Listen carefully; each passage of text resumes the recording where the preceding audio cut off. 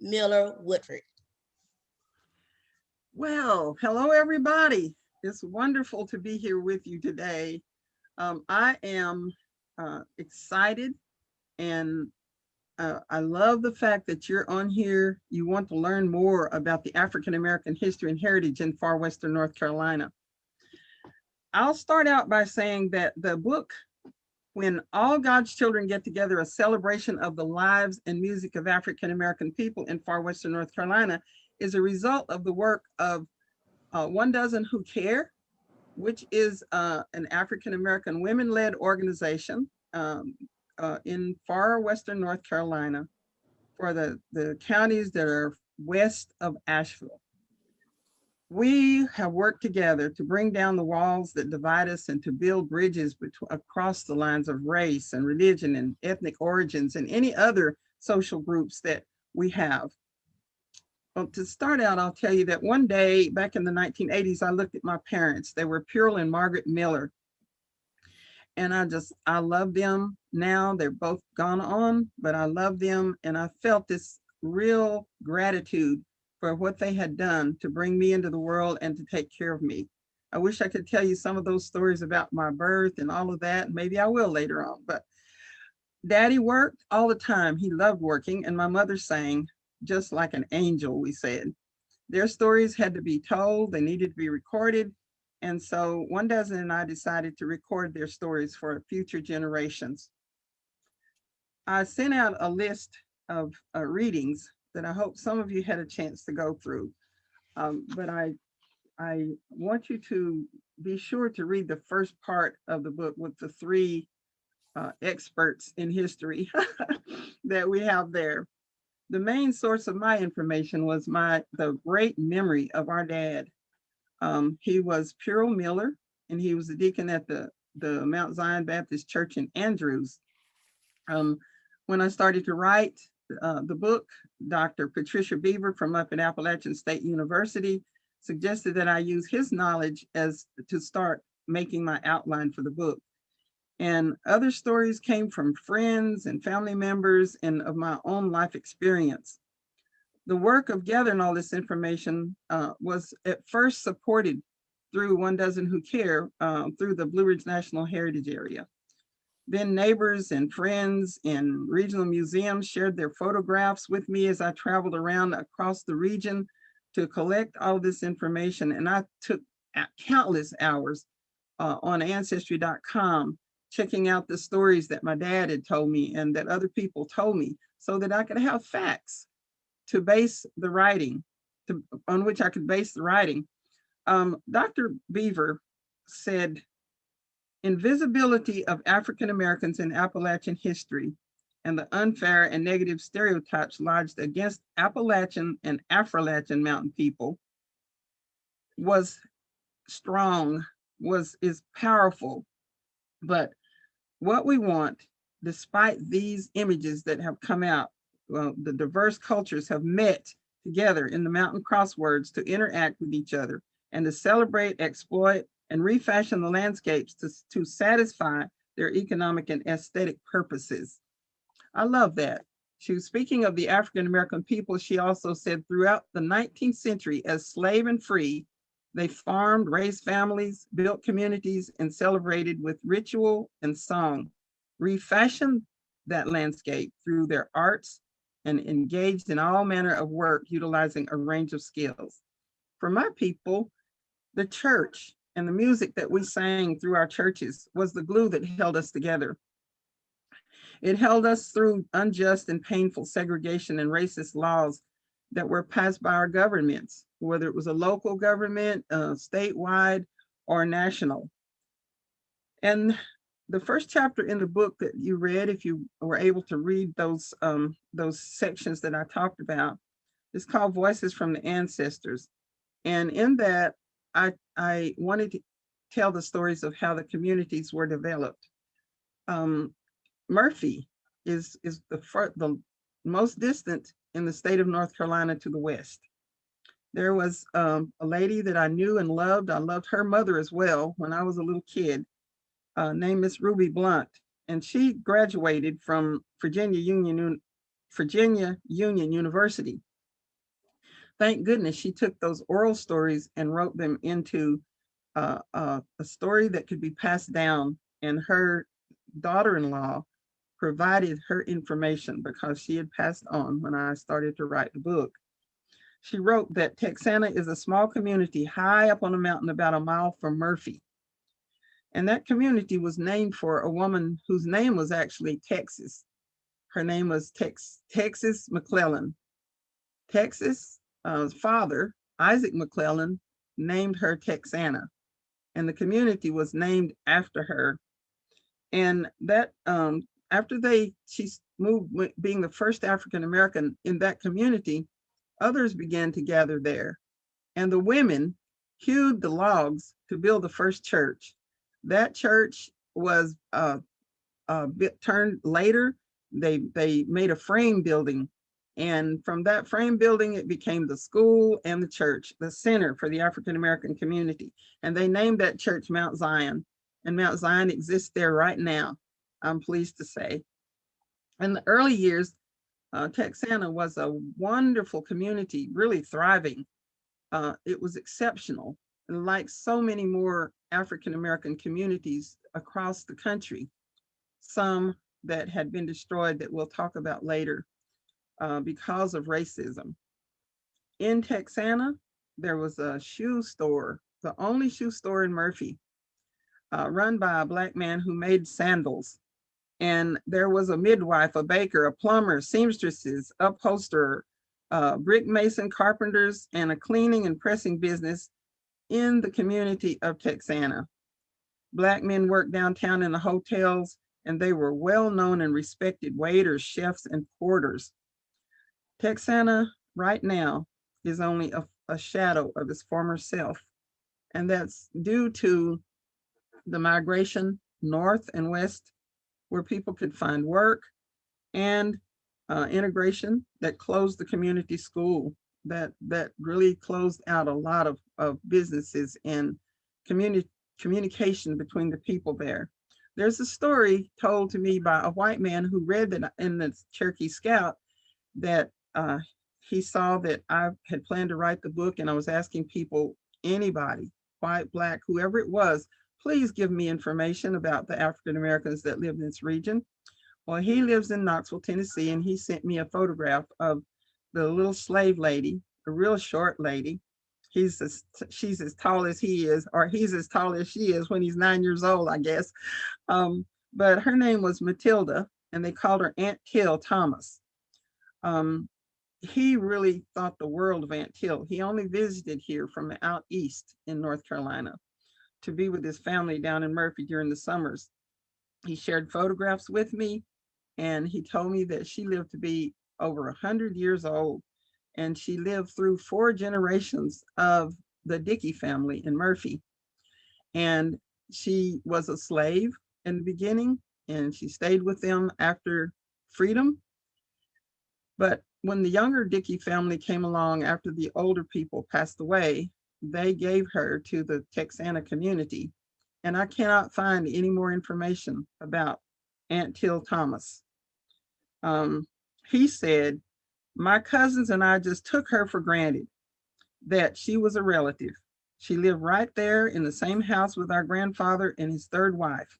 Till ate with us. She was not subservient to anyone, and she loved us kids. If you have a chance to read further on after that, you'll see a story of more people who were there. And there was one lady named Aunt Dove Fane, and Aunt was a name that they gave to older Black women, and that stuck with both communities, the Black and the white community. David and I still stay in touch right now. It's my hope that her story will cause you to read more stories that are in the book. Because of my research and the writing of the book, I've told people that you should get busy reading your own history, writing it down. Just make notes about it, if nothing else, for the family as they come along, the younger people as they come along, because when they're very young, they usually don't pay a lot of attention to the heritage, but later they wish they had it. And so many people have told me, oh, I wish I'd asked my grandmother or whoever it was, the history of our families. I wanted to find out more about my family, so, and where I came from. And so I took a DNA test and I found out that my DNA showed that I was 71% West African, 19% East European, and 10% other. One day when I have time, I'm going to find out what the other was. A lot of communities have produced heritage books. That's another place that you can go to find out about your family. It's a good place to start. And then ancestry.com is where I studied. And it's a good thing to learn about people across your region. The saddest thing is that racism has enabled extermination, abuse, and condemnation of Black people based on this it's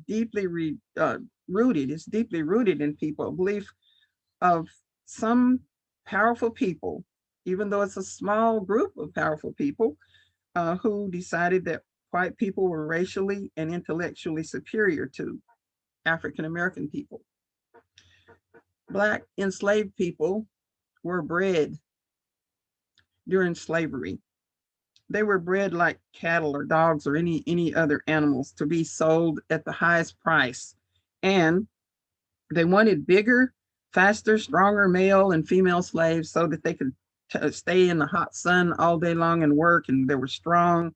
And they did this back-breaking work. It was very important that uh, for us to know now, it is important for us to know now that Darwin taught that the only way to improve these people was to mix them with the white race. So many were mixed people, and a lot of them were called mulattoes. So you can check that out for yourself. And as you read the book, you'll find words and questions that you have for me. I'll be glad to do the best that I can to tell you about it. Most people thought in the about around the mid 1800s that we all came from Adam and Eve, especially the Christian people. And then when the Cherokee were forced to go west and the Black slaves were freed, then some of the white people decided, oh boy, they're going to get started now. They're going to be too powerful and they'll take over everything. So we've got to separate the people. And it's the saddest thing because the white and the Black farmers work together. They were beginning to work together and build their communities together. But suddenly there was someone who came along and said, we got to separate them into Black and white. And that separated people, and is still going on today. They began to say Blacks all look the same, they all look alike, and they just called us colored people, which is not a very acceptable word these days. But they looked at the color instead of looking at the features of the face and the different tones of skin. And it's so sad that internalized racism took place in the Black communities. And we decided that we had to think the same way as the white people who had decided that we were all one color, or that the Black ones, the darkest ones, were not acceptable and the lightest ones were. The famous N word, infamous N word, had begun to be used by both Black and white people. And the dictionary said it was a contemptuous term used to refer to a Black person. And that hurt me when I was a little kid because I loved reading the dictionary. Well, my skin was dark, and my sister next to me, her hair was kinky, and my sister next to me had a lighter complexion and straighter hair.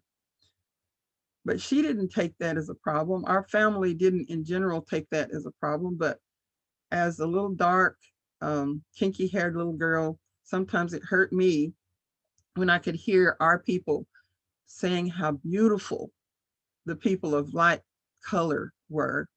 And I could be sitting right there with my dark skin and my kinky hair, and it could hurt me. So it built up for a little while in my young life a problem with my self-esteem. But my grandfather and my parents, my sister, the one that had the light hair and the straight hair and the light skin, she became my protector. And she would tell kids, you bother my sister and I'll get you after school. And so it was really something that she was my wonderful little protector. Those kids were beautiful. I've been an artist. I was born an artist. And when I looked at them, it didn't make me feel jealous of them. It hurt me that folks looked down on me, but it didn't hurt me for them. They were beautiful. Their little fuzzy hair around the edges of their face and at the nape of their necks just shone in the sunshine. It was just beautiful. Um, my little sister was so full of spunk. That little child went to school at 4 years old.